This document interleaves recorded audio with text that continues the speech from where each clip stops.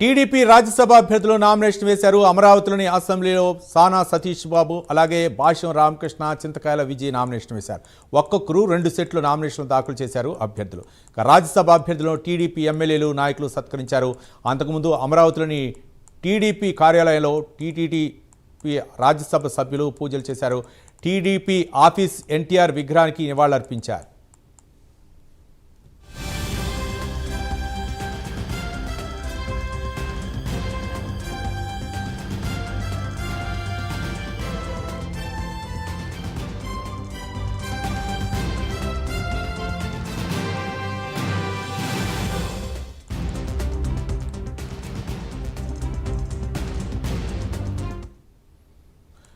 TDP Rajya Sabha అభ్యర్థులు nomination వేశారు. అమరావతిలోని అసెంబ్లీలో సానా సతీష్ అలాగే భాష్యం రామకృష్ణ, చింతకాయల విజయ్ నామినేషన్ వేశారు. ఒక్కొక్కరు 2 సెట్ల నామినేషన్లు దాఖలు చేశారు అభ్యర్థులు. రాజ్యసభ అభ్యర్థులను టీడీపీ ఎమ్మెల్యేలు, నాయకులు సత్కరించారు. అంతకుముందు అమరావతిలోని టీటీడీ ఆలయంలో టీడీపీ రాజ్యసభ అభ్యర్థులు పూజలు చేశారు. టీడీపీ ఆఫీస్లో ఎన్టీఆర్ విగ్రహానికి నివాళులర్పించి అనంతరం నామినేషన్ పత్రాలు అయితే దాఖలు చేశారు. ఇదే అంశానికి సంబంధించి మరింత సమాచారం మా కరెస్పాండెంట్ శ్రీహరి అందిస్తారు. శ్రీహరి. రైట్ రవి, నేడు అసెంబ్లీ భవనంలో ఉన్న ఎన్నికల రిటర్నింగ్ అధికారి వద్ద నామినేషన్ అయితే దాఖలు చేశారు. అయితే దీంట్లో ప్రధానంగా ముగ్గురు అభ్యర్థులు ఎవరైతే ఉన్నారో తెలుగుదేశం పార్టీ తరఫున అభ్యర్థులు సానా సతీష్ తో పాటు అదేవిధంగా భాష్యం రామకృష్ణతో పాటు అదేవిధంగా చింతకాయల విజయ్, ఈ ముగ్గురు కూడా నామినేషన్ అయితే దాఖలు చేశారు. ఇద్దరు కూడా 2 సెట్ల చొప్పున నామినేషన్లు అయితే దాఖలు చేశారు. అయితే దీంట్లో ఉదయం మార్నింగ్ ఏదైతే ఎన్టీఆర్ భవన్ కు వెళ్లి ఎన్టీఆర్ భవన్ లో ఉన్న ఎన్టీఆర్ విగ్రహానికి నివాళులు అర్పించిన అనంతరం అక్కడి నుంచి కూడా వెంకటాయపాలెంలోనే ఉన్న వెంకటేశ్వర స్వామి ఆలయం వద్దకు వచ్చి ప్రత్యేక పూజలు నిర్వహించారు. ప్రత్యేక పూజలు నిర్వహించిన అనంతరం సైకిల్ మీద ర్యాలీగా వచ్చి అక్కడి నుంచి ఏదైతే సచివాలయంలో ఉన్న అసెంబ్లీ భవనంలో ఉన్న ఎన్నికల రిటర్నింగ్ అధికారి వద్దకు 2 సెట్ల నామినేషన్లు ఏవైతే ఉన్నాయో ఆ నామినేషన్లు తీసుకొని ముగ్గురు కూడా వెళ్ళిన అనంతరం అక్కడ 2 సెట్ల నామినేషన్లు దాఖలు చేశారు. దాఖలు చేసిన తర్వాత సానా సతీష్ నామినేషన్ సానా సతీష్ కు అదేవిధంగా ప్రభుత్వ తరఫున ఉన్న చీఫ్ విప్ ఆంజనేయులు, అదేవిధంగా మాజీ మంత్రి కన్నా లక్ష్మీనారాయణ, ఎమ్మెల్యే తంగిరాల సౌమ్య, జనసేన ఎమ్మెల్యే పంతం నానాజీ ఈ ప్రతిపాదన ఏదైతే ఉందో ఈ సంతకాలు అయితే వీరు చేశారు. 8 మంది ఎమ్మెల్యేలు. దాంతో పాటు భాష్యం రామకృష్ణ నామినేషన్ కు మంత్రి కింజరపు అచ్చెన్నాయుడు, అదేవిధంగా పసిపాడు ఎమ్మెల్యే బుర్రా రామాంజనేయులు, జగ్గంపేట ఎమ్మెల్యే శ్రీరామ్ గోపాల్ ఎవరైతే ఉన్నారో తాతయ్య, అదేవిధంగా జనసేన ఎమ్మెల్యే గులిశెట్టి శ్రీనివాస్ ప్రతిపాదించారు. దాంతో పాటు చింతకాయల విజయ్ 3వ నామినేషన్ ఏదైతే మంత్రి కొలుసు పార్థసారథితో పాటు అదేవిధంగా పెద్దకూరపాడు ఎమ్మెల్యే భాష్యం సతీష్ ఎవరైతే ఉన్నారో భాష్యంతో పాటు అదేవిధంగా బోడే ప్రసాద్ ఎమ్మెల్యే, అదేవిధంగా కొంతమంది ఎమ్మెల్యేలతో ఆమినేని శ్రీనివాస్, ఈ ఎమ్మెల్యేలంతా కూడా ప్రతిపాదించారు. ఈ సంతకాలు 2 సెట్ల పైన కూడా సంతకాలు చేసి ఈ నామినేషన్ దాఖలు చేశారు. ఈ రోజు సాయంత్రం లోపు అయితే ఈ నామినేషన్ దాఖలు కూడా గడువు ముగియనున్న నేపథ్యంలోనే ఇవాళ వేశారు. దాంతో పాటు మంగళవారం అంటే రేపు నామినేషన్లు అన్నింటినీ కూడా ఏవైతే ఈ ముగ్గురు నామినేషన్ పరిశీలనలు రేపు సాయంత్రం 3 గంటల లోపు కూడా గడువు ముగియనుంది. ఈ నామినేషన్ రేపు అయితే పరిశీలిస్తారు.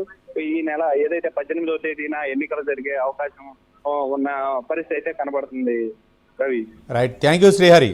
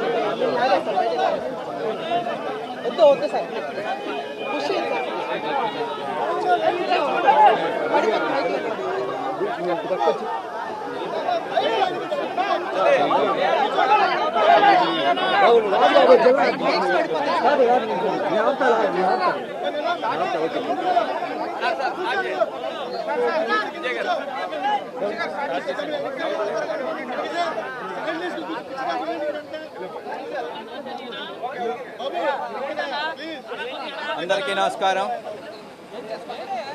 ఈరోజు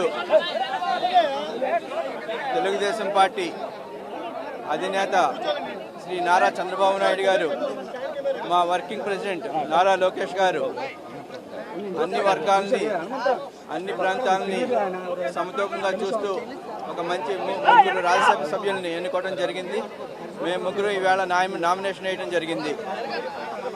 ఈ నామినేషన్ ప్రక్రియలో మా పార్టీ మా మీద ఉంచిన బాధ్యతల్ని మేము సమర్థవంతంగా నిర్వహిస్తామని చెప్పి తెలియజేస్తూ, తెలుగుదేశం పార్టీ ఎప్పుడు అన్ని ప్రాంతాలని, అన్ని మతాలని, అన్ని కులాలని సమానంగా చూస్తుంది. అంచేతే మా నూతన వర్కింగ్ ప్రెసిడెంట్ నారా లోకేష్ గారు వచ్చిన తర్వాత కొత్త తరాన్ని రాజ్యసభలోకి తీసుకురావాలనే ఉద్దేశంతో చిన్న వయసులో ఉన్న విజయ్ని, భాష్యం రామకృష్ణ గారిని తీసుకురావడం జరిగింది. నేను రెండోసారి పదవిలో చేస్తున్నాను. నా మీద ఉంచిన ఈ బాధ్యతకి నేను రాష్ట్ర అభివృద్ధి కోసం ఏం చేయాలా అన్నది మా రాష్ట్ర నాయకుడు చంద్రబాబు నాయుడు గారు ఇచ్చిన ఆదేశాల మేరకు పనిచేస్తామని చెప్పి తెలియజేస్తున్నాను. జై తెలుగుదేశం, జై చంద్రబాబు, జై లోకేష్ గారు. అందరికీ నమస్కారం. ఈరోజు రాజ్యసభలో పెద్దల సభలో అడుగుపెట్టే అవకాశం కల్పించినందుకు ముందుగా ఆ జాతీయ అధ్యక్షులు, ముఖ్యమంత్రి వర్యులు శ్రీ నారా చంద్రబాబు నాయుడు గారికి, వర్కింగ్ ప్రెసిడెంట్ మా విద్యాశాఖ మంత్రులు నారా లోకేష్ గారికి నా కృతజ్ఞతలు తెలియజేస్తున్నాను.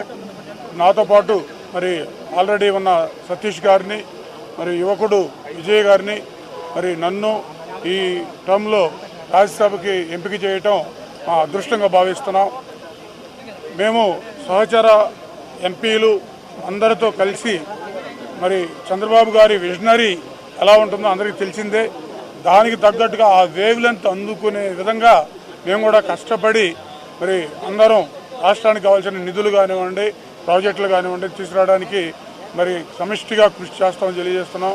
ముఖ్యంగా మా లోకేష్ గారు ఎంతో ఇష్టంతో తీస్తున్న విద్యాశాఖ, మా ప్రొఫెషన్ కూడా విద్య కాబట్టి మరి ఆ విద్యాశాఖకు సంబంధించి సెంట్రల్ నుంచి ఏమేమి కావాలో సదుపాయాలు కానివ్వండి, ఫండ్స్ కానివ్వండి, ఏం కావాలి, ఏ కార్యక్రమం అయినా సరే ముందుగా ఆంధ్రప్రదేశ్కి వచ్చే విధంగా మేమందరం కలిసి కృషి చేస్తామని తెలియజేస్తూ మాకు ఈ అవకాశం ఇచ్చినందుకు మరొకసారి మరి తెలుగుదేశం కార్యకర్తలకి, తెలుగుదేశం నాయకులకి, ముఖ్యంగా చంద్రబాబు నాయుడు గారికి, లోకేష్ గారికి ధన్యవాదాలు తెలియజేస్తున్నాం.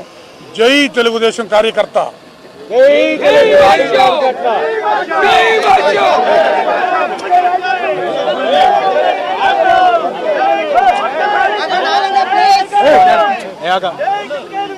అందరికీ నమస్కారం అండి.